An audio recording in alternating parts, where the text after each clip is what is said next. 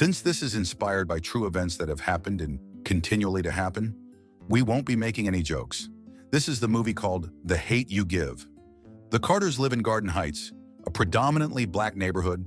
Maverick, the Carters' patriarch, is a former pusher for the King Lord's gang and former right-hand man of the biggest drug dealer in the neighborhood, King Lord's gang leader, King. Maverick owns a grocery store called Carter's Grocery, which he opened after he left the gang.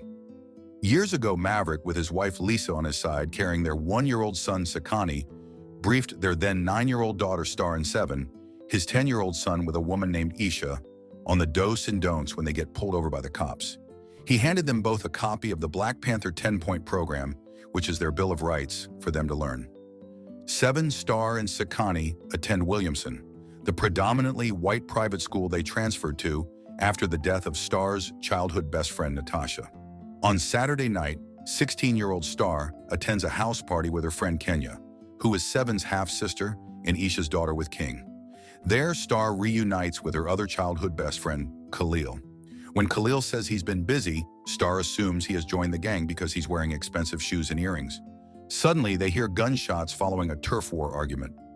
Everybody hurriedly runs out of the house and Khalil drives Star home. When Star asks what he's really busy with, Khalil tells her that he needs to do what he needs to do to provide for their needs because the job he had didn't work out, and his grandma Rosalie got fired when her workplace found out that she's sick. Soon, white police officer Brian McIntosh Jr. stops them for failing to signal a lane change.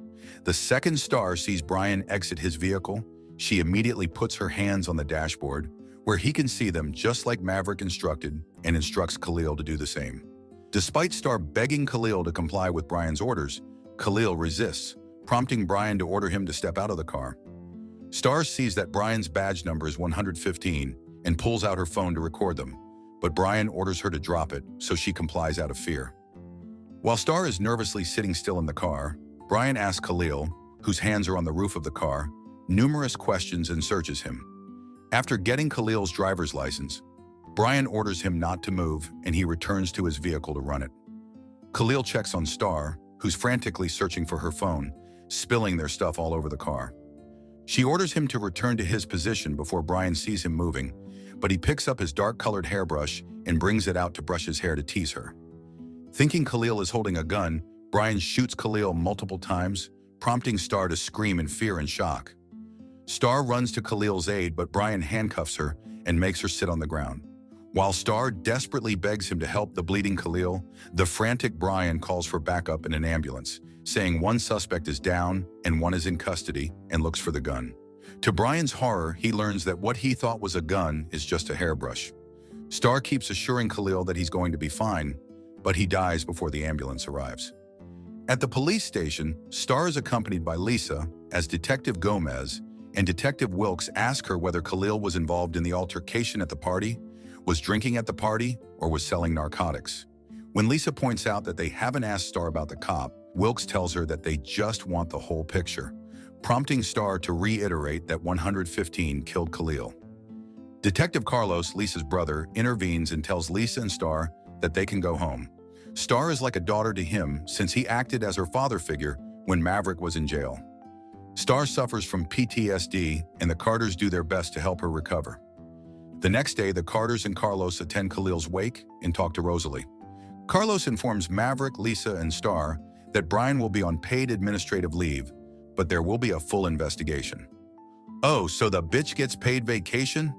When Carlos says he can't help with the investigation because such cases are handed over to the DA, Maverick guesses that they're heading for a grand jury and that they're going to ask Star to testify, which Lisa opposes as she doesn't want such attention towards Star.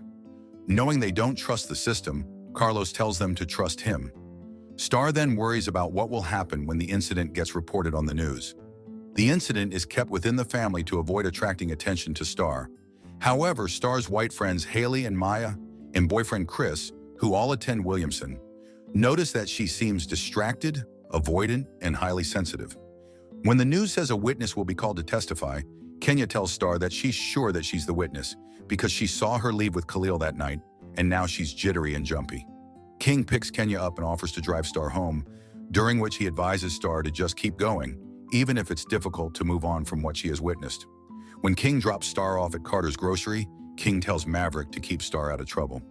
Lisa tells Maverick that she thinks King is threatening Star to silence her and will rope him back in.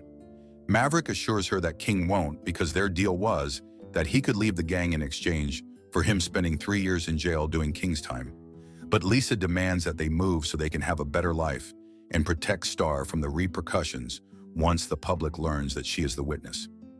As Star prepares for Khalil's funeral, Star looks at her wand when she, Khalil, and Natasha used to play Harry Potter when they were kids. Maverick checks on her and explains that the system is designed against them. People like him and Khalil fall into the trap of getting into the business because they need the money but there are no real jobs for them. Then they end up in prison. When Star sees Khalil lying on his casket, she can't help but weep and recall the way his face lights up when he smiles and the moment he was shot, prompting her to feel lightheaded. Shortly after, King, Isha, Kenya, and Kenya's little sister Lyric arrive. April Ofra, a lawyer with Justice for Justice, informs everyone that the police have no intention of arresting Brian and encourages everyone to join a peaceful march past the police station. Later, the Carters, who didn't join the protest, watched the news about how the protest against racial injustice quickly turned violent. April visits to ask Star to testify, starting with a TV interview, to which Lisa strongly opposes. Star tells April how she kept quiet after a King Lord shot Natasha when she, Natasha, and Khalil were 10 and playing basketball on the sidewalk. Although she wants to be a better friend for Khalil, she isn't sure about going on TV. After seeing how Williamson students, including Haley, see protesting for Khalil as something cool to do and a good excuse to skip school, a hurt Star decides to speak for Khalil. Maverick, Lisa, and April accompany Star at the station for her TV interview with interviewer Diane Carey. When Diane brings up Khalil's involvement with drugs, Star, whose face is blurred to keep her identity hidden, defends Khalil's character and reveals that Khalil was dealing for the King Lords. After she points out how the interview is focusing on drugs and not on Brian, Diane asks what she'd say to Brian if he was there, to which Star says she'd ask him if he wished that he shot her too. King, who saw the interview, together with 2 of his men, intimidates the Carters at a restaurant they're dining at. Maverick goes out to face them, but a pair of police officers arrive, prompting the trio to retreat and drive off. The officers intimidate the Carters until Star and the diners refuse to stop recording. They retreat and tell them to consider it as a warning. Lisa then checks on the kids, especially Sakani, who's crying in fear. When they get home, Star apologizes for going on TV, blaming herself for what happened. Because of this, Maverick reminds his 3 children about Point 7 of the Black Panther 10-point program, urging them to speak up for their rights and never be quiet. After seeing a news report about the incident's negative impact on Brian, Haley sympathizes with him, saying he was just trying to do his job and protect himself, and that his life matters too. Star confronts Haley, who then gets offended, saying Star is calling her a racist. At prom, everybody stares at Star, and Chris asks her if she's the witness, forcing Star to confide in him and explain why she hid it from him and everybody. Chris then assures her that he's on her side. Shortly after Star and Seven arrive home, King Lords shoot at their residence, threatening Star to keep quiet. The Carters move in with Carlos, but Maverick and Seven return to their residence in case King returns. The next day, Carlos explains to Star that some people see Khalil's incident as a traffic stop gone wrong because a lot of stuff goes through a cop's mind when they pull someone over. So if he thinks he sees a gun, he won't hesitate to shoot. When Star asks Carlos if he'd do the same thing if he was in a white neighborhood and dealing with a white man who could be a dealer, he says he'll order the person to put his hands up, which angers Star. The next day, Star enters the courtroom to testify before the grand jury, while Maverick, Lisa, Rosalie, and April wait for her outside.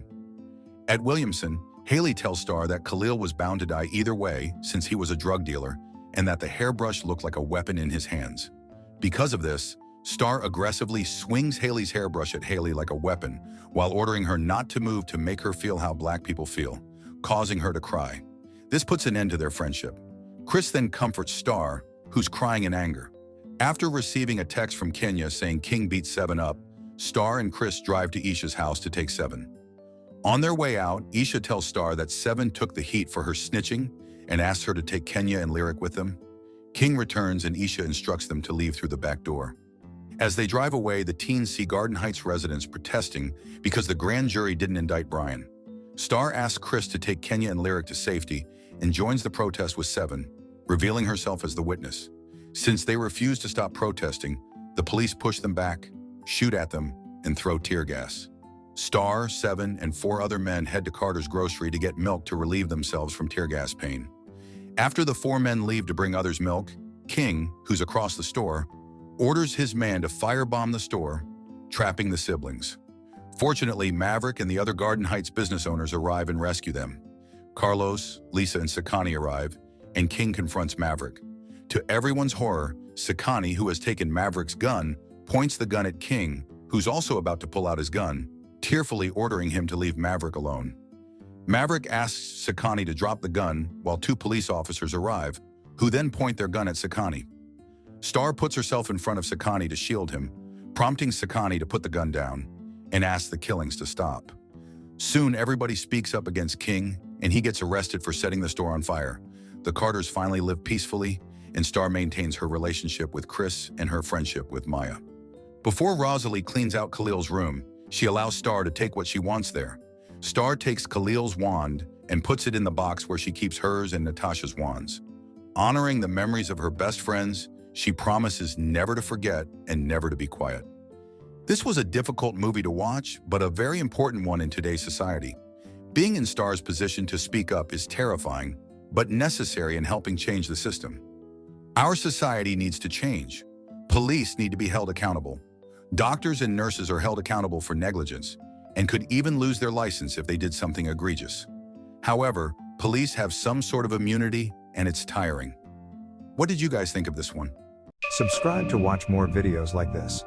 Turn on notifications. And leave a like, it really helps the channel out. Thank you for watching.